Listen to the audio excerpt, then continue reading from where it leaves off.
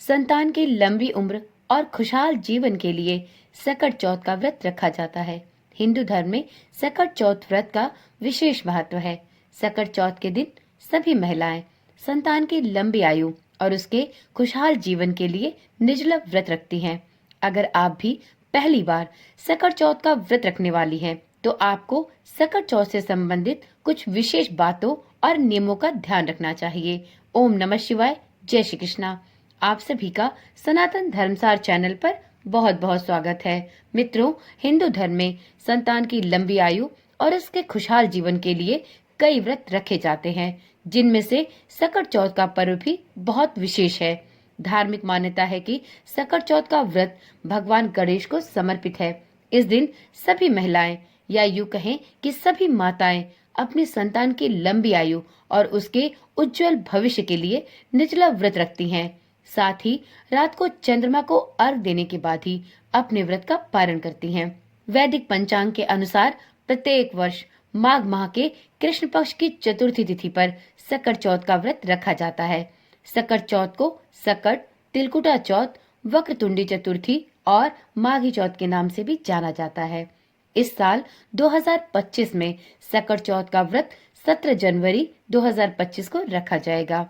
ऐसी मान्यता है कि सकट चौथ व्रत में गौरी पुत्र गणेश और सकट माता की आराधना करने से संतान को सुखी जीवन का आशीर्वाद मिलता है।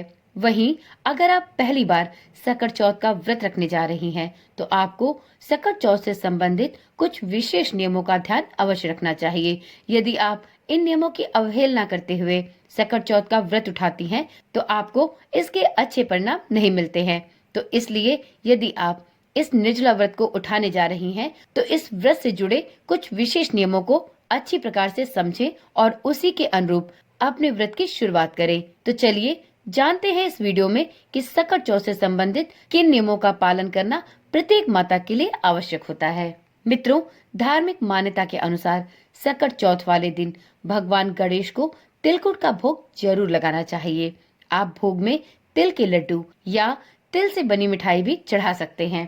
तो इस प्रकार से माघी चौथ में या तिल चौथ में तिल के लड्डू चढ़ाना सबसे आवश्यक है। वैसे तो आप सकट चौथ में भगवान गणेश को कुछ भी भोग अर्पित कर सकते हैं, परंतु तिल के लड्डू चढ़ाना सबसे ज्यादा आवश्यक है। बिना तिल के लड्डू के सकट चौथ का व्रत अधूरा और अपूर्ण माना जाता है। पौराणिक मान्यताओं के अनुसार सकट चौथ का व्रत निर्जला रखा जाता है। इस दिन चंद्रमा को जल का अर्घ देने के बाद ही आप अपने व्रत का पारण कर सकती हैं। तो जो भी माताएं बहनें इस बार सकट चौथ का व्रत पहली बार रखने जा रही हैं, वह इस बात का ध्यान रखें कि इस व्रत में चंद्रमा को अर्घ दिए बिना जल भी ग्रहण नहीं किया जा सकता।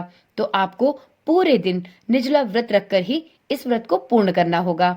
और जब आप रात्रि के समय चंद्रमा को अर्घ दे ले, उसके बाद ही आप अपने व्रत का पारण कर सकती हैं। देखिए, माघी चौथ में अक्सर चंद्रमा रात के 9 बजे के बीच में ही निकलता है। तो आप इस बात का ध्यान रखें कि आपको 17 जनवरी को पूरा दिन निर्जला व्रत रखना है और रात्रि के 9 से 9:30 बजे के बीच में घर की पूजा करने के बाद, गणेश भगवान की पूजा अर्चना करने के बाद और चंद्रमा को अर्घ देने के बाद ही आप अपने व्रत का पारण फलाहार के द्वारा कर सकते हैं। इस व्रत में आप अन्न या किसी भी प्रकार का मीठा भोजन नहीं ग्रहण कर सकती। इस व्रत में पारण के समय कोई भी फलाहारी ग्रहण किया जाता है। वैसे तो ऐसी मान्यता है कि इस व्रत में काले तिल के 10 लड्डू चढ़ाए जाते हैं, जिनमें से 5 ब्राह्मणों को दान किया जाता है और 5 लड्डू स्वयं खाकर अपने व्रत का पारण किया जाता है। तो आप देख ले, आपके क्षेत्र में जिस प्रकार की परंपरा गणेश चौथ के पारण से संबंधित चली आ रही है, आप उसी का अनुसरण करते हुए अपने व्रत का पारण कर सकती हैं।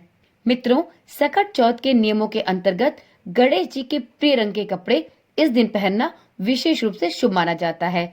ऐसे में व्रती महिलाओं को लाल, हरे और पीले रंग के कपड़े ही पहनने चाहिए। सकट चौथ का व्रत रखने वाली महिलाओं को इस दिन भूले से भी काले रंग के कपड़े नहीं पहनने चाहिए। काले रंग के कपड़े अशुभता के प्रतीक होते हैं, तो इसलिए आप किसी भी व्रत पर्व में काले रंग के कपड़े न पहने। और इस व्रत में विशेष रूप से हरे या फिर आप लाल या पीले रंग के वस्त्र भी पहन सकते हैं।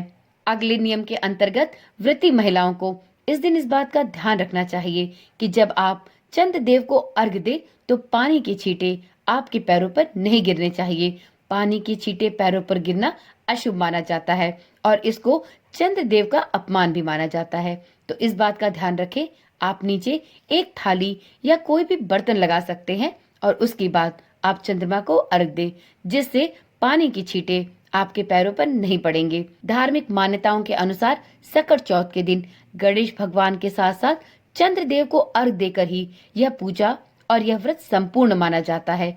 तो आप सबसे पहले गणेश चौथ के दिन शाम के समय गणेश भगवान की पूजा विधिवत रूप से कर ले और उसके बाद चंद्रदेव के निकलने के बाद ही आप चंद्रदेव को अर्घ दे, उनकी पूजा अर्चना करें और उसके बाद अपने व्रत का पारण करें। इस बात का विशेष रूप से ध्यान रखें कि चंद्रमा को अर्घ देते समय जल के छींटे आपके पैरों पर ना पड़े। मित्रों, धार्मिक मान्यताओं के अनुसार सकट चौथ के दिन गणपति जी को मोदक का भोग भी अवश्य चढ़ाना चाहिए। ऐसा करने से सुख समृद्धि का आशीर्वाद प्राप्त होता है। तो आप तिल के लड्डू के साथ साथ गणेश जी को मोदक का भोग भी अवश्य लगाएं। मित्रों, सकट चौथ का एक सबसे महत्वपूर्ण नियम ये भी है कि सकट चौथ व्रत के दिन भगवान गणेश को किस तरह के फूल नहीं चढ़ाने चाहिए। अक्सर अज्ञानता के कारण लोग जो भी फूल मिलते हैं वह गणेश भगवान की पूजा में अर्पित कर देते हैं और लोगों को इस बात की जानकारी नहीं होती है कि गणेश जी की पूजा में केतकी के फूल का प्रयोग नहीं करना चाहिए। यदि आप गणेश चौथ की पूजा में केतकी के फूल का प्रयोग करते हैं तो यह आपके लिए अच्छा नहीं होगा। मित्रों, सकट चौथ के व्रत में सबसे महत्वपूर्ण नियम यह भी है कि आप सकट चौथ की पूजा में गणेश भगवान की जिस भी प्रतिमा या मूर्ति की पूजा करने वाले हैं वह खंडित नहीं होनी चाहिए। यदि आपकी मूर्ति खंडित है तो ऐसे मूर्ति की पूजा करना शुभ नहीं माना जाता है। आप सकट चौथ के दिन यदि आपकी मूर्ति खंडित है तो आपको नई मूर्ति या तस्वीर लाकर उसकी पूजा करनी चाहिए। मित्रों, यदि आपने सकट चौथ का व्रत उठाया है तो आपको प्रत्येक वर्ष सकट चौथ का व्रत रखना होगा। तो ऐसे में अच्छा ये होगा कि आप गणेश चौथ या तिल चौथ के व्रत के लिए गणेश भगवान की कोई धातु की मूर्ति खरीद कर रख ले, जिस मूर्ति की पूजा आप बिना किसी समस्या के प्रत्येक वर्ष कर सकते हो। तो आप इस बार गणेश चौथ की पूजा के लिए कोई धातु की मूर्ति खरीद सकते हैं। मित्रों, सकट चौथ की पूजा में आपको गणेश जी के लिए एक विशेष वस्तु अवश्य अर्पित करनी चाहिए और वो वस्तु है दुर्वा।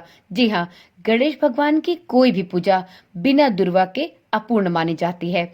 तो इस वर्ष जब आप तिल चौथ की तैयारी के लिए पूजा सामग्री की लिस्ट बनाएं तो उस लिस्ट में दुर्वा का नाम भी जरूर लिखें, क्योंकि बिना दुर्वा के आपके तिल चौथ की पूजा अपूर्ण होगी। और साथ में इस विशेष नियम का भी बहुत ही कठोरता से पालन करें कि गणेश चौथ की पूजा में या गणेश भगवान की किसी भी पूजा में तुलसी दल अर्पित नहीं करना चाहिए। गणेश भगवान को तुलसी दल अर्पित नहीं किए जाते हैं, तो इसलिए आप सकट चौथ की पूजा में फूले से भी तुलसी दल को अर्पित ना करें। इस बात का भी विशेष ध्यान रखें। तो मित्रों, यह कुछ विशेष बातें थी या यूं कहें कि यह कुछ विशेष नियम थे जो तिल चौथ या गणेश भगवान की पूजा से संबंधित है। आशा करती हूँ वीडियो में बताई गई जानकारी या सभी विशेष नियम आपको अच्छी तरह से समझ में आए होंगे। फिर भी आपको तिल चौथ की पूजा से संबंधित किसी भी प्रकार की दुविधा या प्रश्न है तो आप कमेंट के माध्यम से पूछ सकते हैं। आपको इसका जवाब अवश्य दिया जाएगा। कुछ लोगों का यह भी प्रश्न है कि क्या इस बार तिल चौथ का व्रत रखा जा सकता है? तो जी हाँ, आप इस वर्ष से तिल चौथ का व्रत उठा सकती हैं। आप इस वर्ष जब पहला व्रत उठाएं तो इस बार व्रत का संकल्प कर अपने व्रत को प्रारंभ करें और इस बार से यह व्रत उठाकर आप प्रत्येक वर्ष तिल चौथ का व्रत अवश्य रखें। तो चलिए मित्रों, आज की वीडियो यहीं पर समाप्त करते हैं। फिर मिलते हैं एक ऐसी ही नई और जानकारी वाली वीडियो के साथ। मित्रों, यदि आप चैनल पर पहली बार आए हैं या आपने अभी तक चैनल को सब्सक्राइब नहीं किया है तो आप देर न करें। इस चैनल पर आपको इसी प्रकार की रोचक और ज्ञानवर्धक वीडियोस जो कि हमारे सनातन धर्म से, हमारे व्रत पर्वों से संबंधित सभी प्रकार की जानकारियां आपको मिलती रहती हैं। यदि आपने चैनल को सब्सक्राइब कर लिया है तो साथ में नोटिफिकेशन बेल को भी जरूर ऑन कर ले, जिससे इस चैनल पर डाली जाने वाली सभी वीडियोस की सूचना आपके पास सबसे पहले और नियमित रूप से पहुंचती रहे। तो चलिए कल मिलते हैं। तब तक के लिए ओम नमः शिवाय, जय श्री कृष्णा, राधे राधे।